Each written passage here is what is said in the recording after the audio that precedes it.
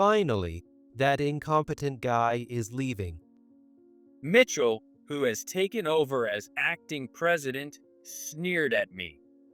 The surrounding employees also looked down on me and smirked. If I leave, all of the president's favorites will be fired. Mitchell's sister, Arissa, who is the executive director, bit her lip in frustration. What are you thinking? If Nick leaves, the company will really fall apart. Shut up. I'm the acting president, and you're just the executive director. If you can't listen to me, then you should quit too. Julia, the president's wife, is completely on Mitchell's side. If I quit, Mitchell's takeover of the company will succeed, but I don't have the power to stop it. It's painful to watch the infighting within this family-run business. I might as well just quit. Thank you for everything up until now. I thanked them and was about to take my leave. When I looked up, Mitchell, Julia, and the surrounding employees' faces have gone pale. I turned around and to my astonishment, my name is Nick Morgan. I'm a 32-year-old salesman in the sales department of a mid-sized design company, Johnson Design. Our company is family-run, and the higher ups all share the surname Johnson. The president is Richard Johnson. The senior managing director is his son, Mitchell Johnson, and the executive director is his daughter, Arissa Johnson. The president's wife, Julia Johnson, doesn't hold any official position, but often comes to the office to complain to the employees. I often hear that family-run businesses tend to be sweatshops. Sure, Julia, who just roams around the office without doing any work, can be annoying at times. But for now, I think it's a pretty good place to work if you can ignore Julia's complaints. The main reason is that Richard, the president, is a very respectable person. He never throws his weight around just because he's the president and always takes the employees' opinions into consideration. That's why our company has a good atmosphere. Employees don't bottle up their frustrations and work comfortably. Richard's children took up their positions about 5 years ago. Arissa, the eldest daughter, is 1 year older than the eldest son, Mitchell, but in terms of rank, Arissa is the executive director while Mitchell is the senior managing director. Despite this, Arissa doesn't complain about it. Arissa graduated from a well-known university in the capital region and is extremely competent, but she doesn't flaunt it.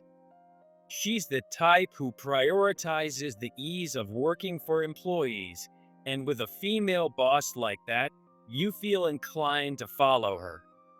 On the other hand, Mitchell, who was appointed senior managing director, has a few issues. After graduating from college, before joining his father's company, Arissa gained experience at another design firm, but Mitchell spent his time backpacking around the world. It's not that traveling the world is a bad thing. It's just that he still has a student mindset and doesn't want to hear anything unpleasant. The fact that a younger person like Mitchell is made senior managing director might indicate that our company still has a male-dominated culture. However, Julia's influence is significant when it comes to Mitchell's preferential treatment. Julia dotes on Mitchell and seems to indulge his every whim. Still, being the son of a man of character like Richard, he'll probably change as he gains more experience. I used to think I was young, but it's been 10 years since I graduated from college. During that time, I've been working solely for Johnson Design. New, younger people keep joining, and I realize that I'm getting older too. I try to be mindful every day to avoid becoming a bad boss. Additionally, I have another connection with Richard. Richard enjoys playing chess, but he doesn't have many people to play with.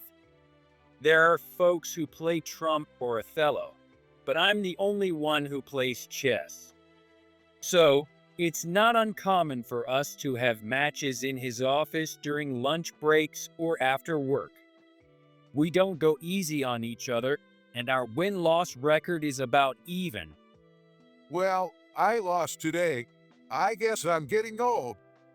What are you talking about, Richard?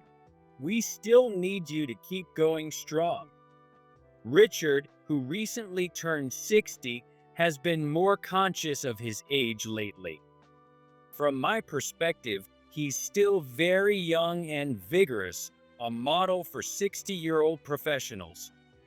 It seems that his concern about aging is partly because he feels Mitchell is still not competent enough to be trusted fully with the company. I hate to leave it at a loss. How about another match, Nick? Sure, I won't go easy on you. Richard laughed heartily, and we started setting up the chess pieces again. Then, one day, a female employee rushed out of the president's office. Someone call an ambulance. The president said he's having chest pains and collapse. When we headed to the president's office, the door was open and several employees had already crowded inside. Mitchell and Arissa were shouting loudly. Dad, hang in there. I'm loosening your tie now. Dad, you'll be okay. Just don't move. The ambulance is on its way. The paramedics arrived quickly and took Richard away on a stretcher. Mitchell and Arissa accompanied him. Julia, who was at home, was informed and headed straight to the hospital. We couldn't focus on work and waited anxiously for news from Mitchell and Arissa. Soon, Arissa called the office. Dad is completely unconscious. They say it's arrhythmia and a high fever, and he's in critical condition. From that day, a sense of unease spread throughout the company. Everyone tried to keep working, but there was constant gossip about the future of Johnson Design. If the president doesn't make it, will we all lose our jobs? No, we have the senior managing director and the executive director. One of them will take over. That one of them is a major issue. I think things would go well if Arissa became the president, but if Mitchell took over, I could only see a bleak future. The Johnson family had several family meetings. As a result, my worst fear came true, and it was decided that Mitchell, as the eldest son, would serve as acting president. This is one of the downsides of family-run businesses. However, it's not like the acting president could be decided by an employee vote. The next day, Mitchell confidently arrived at the company as the acting president. During the morning assembly, Arissa informed all the employees. The president still hasn't regained consciousness. Johnson Design is facing the biggest crisis since its founding. Let's support the acting president and overcome this crisis together. I listened to Arissa's words, lost in thought. I wondered if Arissa was really okay with this, if she was truly satisfied. Acting president, please say a few words. Oh, I know everyone is anxious during times like these, but I want you to trust me and do your best. If we keep doing our best, I'm sure my father's condition will improve. One of Mitchell's cronies started clapping. Following suit, the other employees began to clap as well. I joined in, all the while staring intently at Arissa. Arissa, with a cold smile as if trying to hide her true feelings, joined in the applause. An employee standing right next to me muttered softly, I wonder what will happen from now on. I'm very worried. It seemed I wasn't the only one feeling anxious. A few days had passed since Mitchell became the acting president, and the effects were immediate. Shockingly, Mitchell started implementing large-scale layoffs. It's been 5 years since Mitchell joined Johnson Design, but quite a few employees have been dissatisfied with him. Unfortunately, I'm one of them. It seems he wants to get rid of anyone who doesn't agree with him. Let me explain how things have progressed so far. Before the layoffs began, Julia was constantly in the president's office. I don't know what they were talking about, but it didn't seem to be anything good for us employees. Hey, someone take some tea to the president's office and see what's going on. A female employee made some tea and knocked on the door of the president's office. We held our breath, listening for any sounds. Unfortunately, we couldn't hear much of the conversation. We waited for the female employee to come back. Soon, she came running back. It looks like they're going through with the layoffs. They don't want any employees who don't align with the acting president's vision. That means anyone who opposed the acting president in the past is definitely on the list. What are we going to do? I've spoken up quite a bit. If that's the case, I'm in the same boat. Since Mitchell and Arissa joined the company, employees have been clearly divided into two factions: the senior managing director's side and the executive director's side. I'm completely against Mitchell, meaning I'm on Arissa's side. Then, two of Mitchell's entourage, who had been in the president's office, walked in, and we all fell silent. What's with the funeral-like atmosphere? From now on, we have to support Johnson Design under the acting president. Well, we don't know how many of you will still be here. You'd better prepare yourselves. The two henchmen looked at each other and laughed loudly. At least their futures seemed secure. The next day, one by one, people started getting fired. First, it was the employees who openly opposed Mitchell's methods. Next, it was the employees who, even though they never voiced opposition, sided with Arissa whenever something came up. Arissa was becoming more and more isolated. It seemed Mitchell wanted to drive Arissa out of Johnson Design.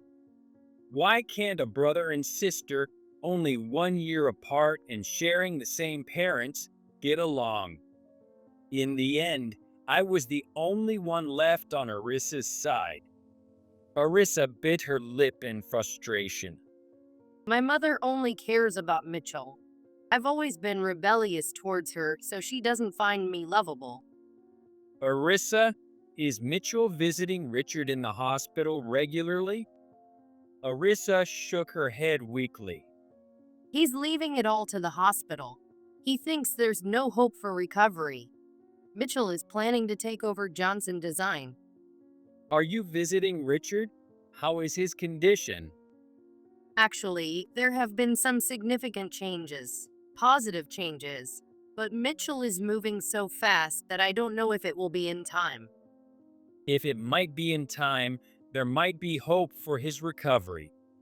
For the first time, I felt a glimmer of light in the darkness. Arissa, please take me with you the next time you visit Richard. I may not be able to do much, but I want to help in any way I can. Thank you. I haven't visited him in the past few days. Let's go as soon as we finish work today. Just then, one of Mitchell's cronies approached me and instructed me to go to the president's office. Arissa's face tensed up. It seems my time has finally come. I looked at Arissa intently. It's time. I feel bad leaving you, but I'll go face my judgment. I'm going too. I can't allow such outrageous behavior. We both entered the president's office.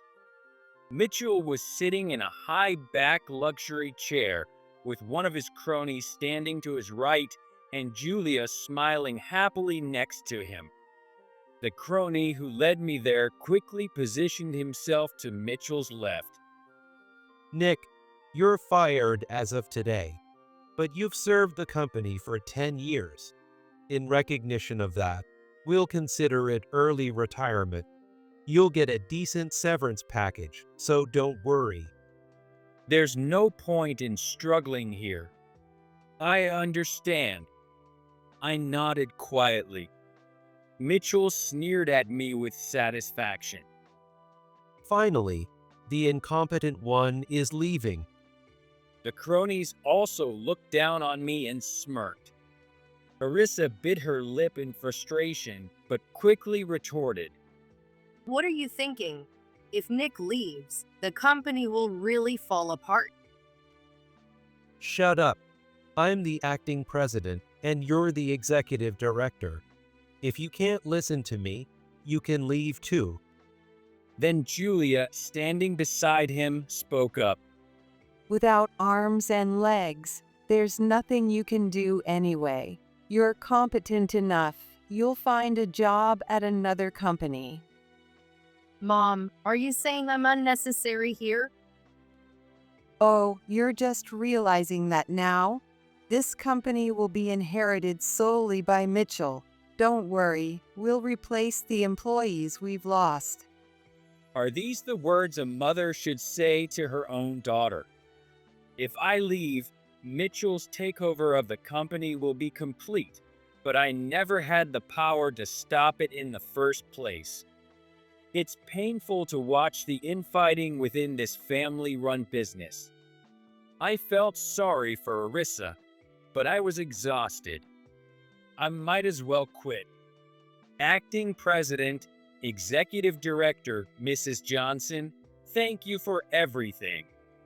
I said my parting words and was about to leave. When I looked up, Mitchell, Julia, and the cronies' faces have turned pale. When I turned around, I was astonished.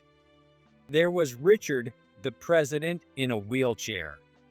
The person pushing the wheelchair, though in plain clothes, looked like a nurse. The doctor gave me permission to be outside for just 1 hour. Richard was a bit thinner, but his eyes were sharp and he radiated energy. Julia stumbled toward Richard. Richard, when did you recover enough to be in a wheelchair? You and Mitchell never came to visit, so you wouldn't know. But I've been getting better each day. I see. That's good to hear. I've been so worried. Richard snorted and turned away from Julia, looking instead at Mitchell. You've been doing whatever you please while I was gone. Remember, you're just the acting president, not the president. At first, Mitchell couldn't comprehend the situation, but hearing Richard's strong voice made him tremble. I just thought of the company. I thought you weren't going to make it. You underestimated me. I won't be taken down by something like this. My pulse is steady and my fever has dropped. That's good to hear. I was really worried. Richard glared at Mitchell. Don't say things you don't mean, but fine, I'm sure it was all your mother's idea. That's a misunderstanding, Richard. I would never put ideas in Mitchell's head. We've known each other for a long time, I can tell. Anyway, Arissa, I'm feeling a bit tired. Could you call a medical taxi? I need to go back to the hospital. Of course, Dad. You can give instructions from your hospital room. I'll be your hands and feet.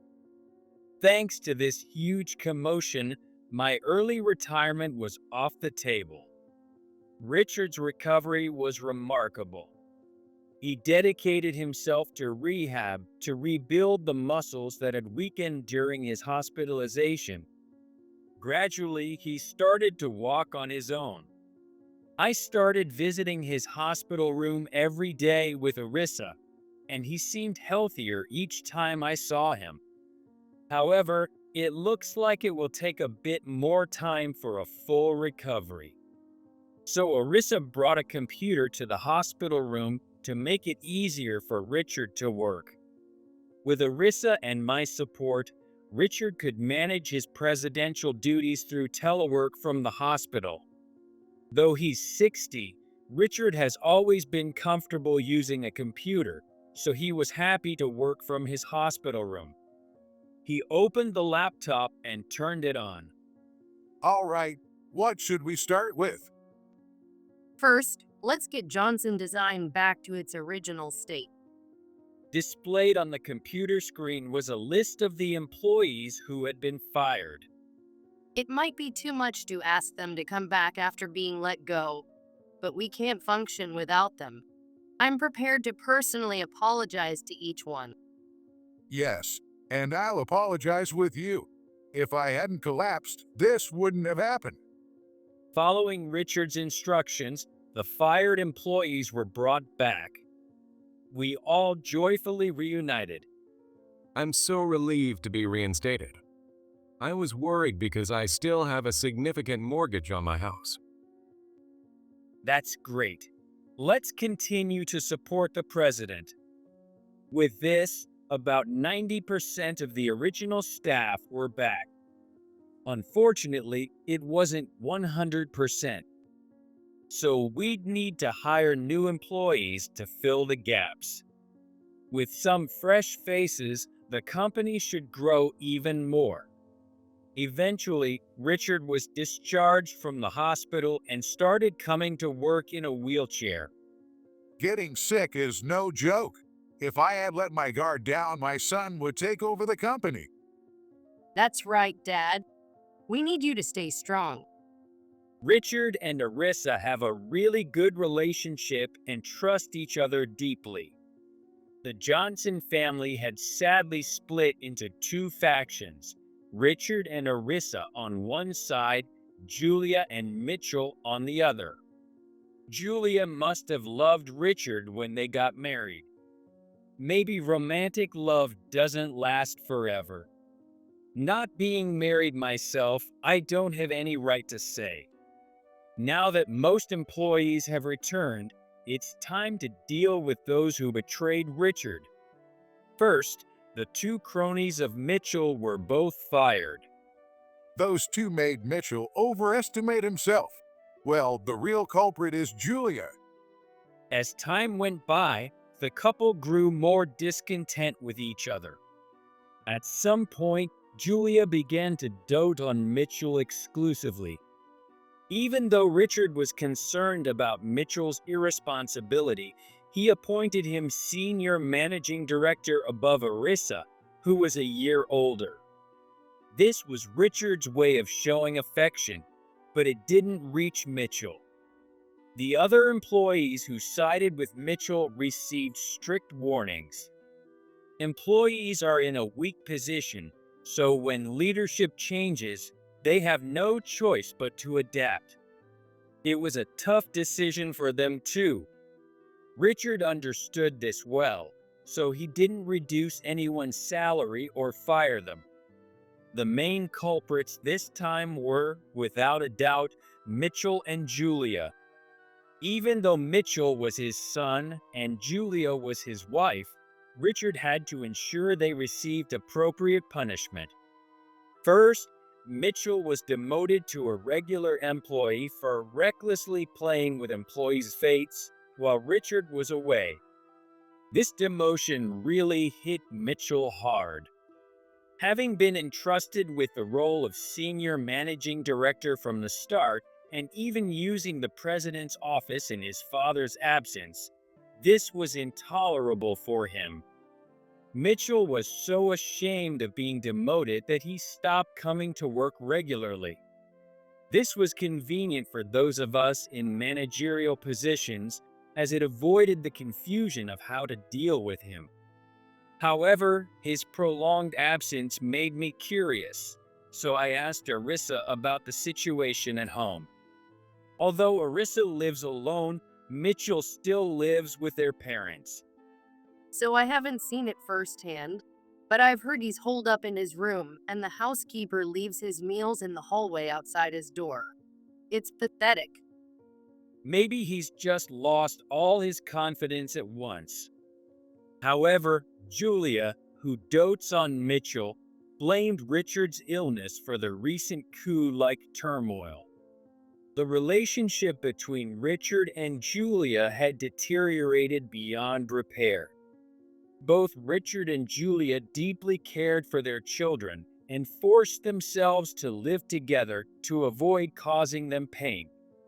As a form of punishment, Richard banned Julia from coming to the office. When Julia complained, Richard showed her the photos and documents he had obtained from the detective agency. You've been cheating on me all along. Did you think I didn't know? Julia had been frequenting Johnson Design because her lover was there. Her lover was a young employee in his 30s, and Julia had been showering him with money. Since Mitchell became the acting president, there were even talks of promoting this man to a special position as a manager. I stayed with you out of loyalty for all these years. But after this, that's gone. The money you spent on him was money I earned. Julia desperately tried to make excuses, but Richard wouldn't listen. As the president's wife, trying to privatize the company was a serious offense.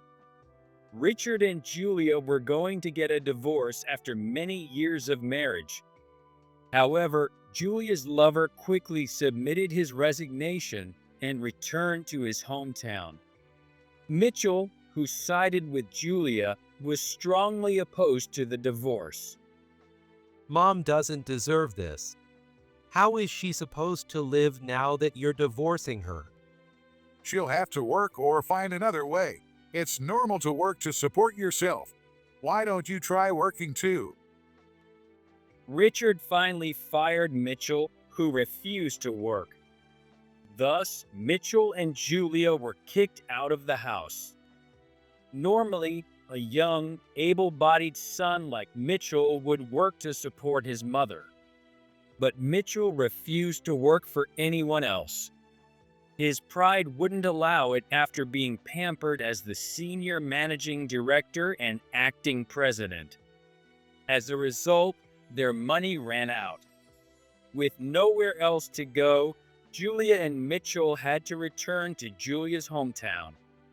But by then, the family home was occupied by Julia's brother and his wife. Knowing Julia and Mitchell's plight, her brother and his wife couldn't turn them away. They were given a small room and lived with a sense of shame. Meanwhile, what happened to those of us who stayed at Johnson Design? Richard fully recovered and no longer needed a wheelchair. He still uses a cane for safety, but he walks confidently on his own. With Richard's full return, the company also returned to normal. In the next round of promotions, I became the head of sales.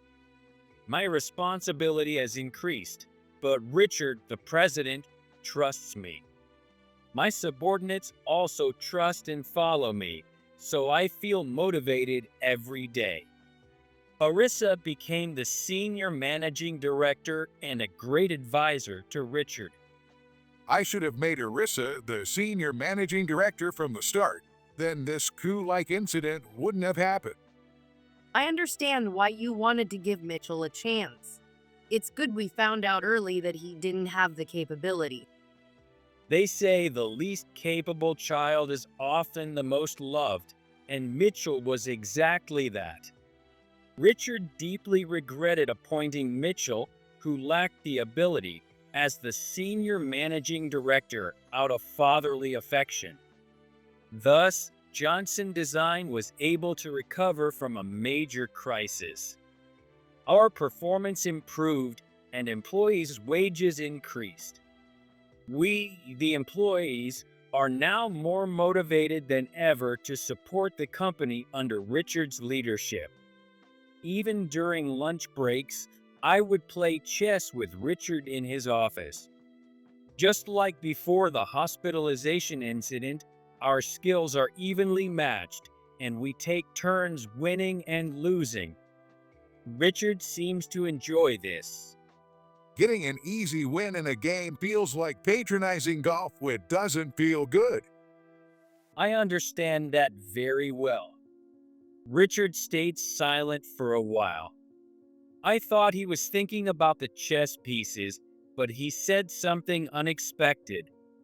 Nick, aren't you thinking about getting married? You're not getting any younger.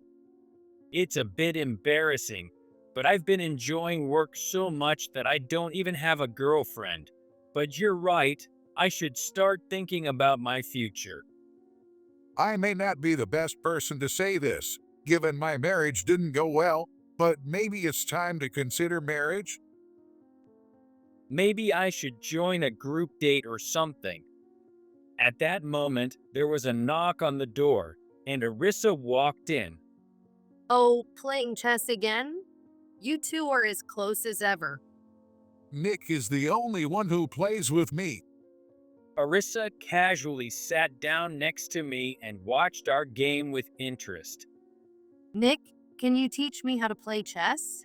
I'd like to study and try to beat my father. That sounds great. Richard might get bored just playing with me all the time. Richard looked back and forth between Arissa and me, grinning. How about the three of us go out for dinner tonight? That sounds nice. Nick, are you free? I'd love to join you. Lately, we've been spending more time together like this. It's the most comfortable and pleasant relationship for me. I was just telling Nick that maybe he should start thinking about marriage. Arissa, you too. Don't stay single forever. Let me see my grandchildren. Well, I do feel a bit anxious about having kids, but I don't have anyone. Maybe I should go to a group date. When Arissa said the same thing as me, I couldn't help but laugh. I was just saying the same thing. Arissa, shall we go to a group date together? Sure, that sounds fun. Just make sure to bring some handsome guys. Wouldn't it be faster if you two just got married? Arissa and I looked at each other and laughed. I'd be lying if I said I wasn't aware of Arissa, but I felt I wasn't good enough to ask her out yet. When I glanced at Arissa, she blushed shyly. Maybe I should ask her out for a drink next time, I thought vaguely.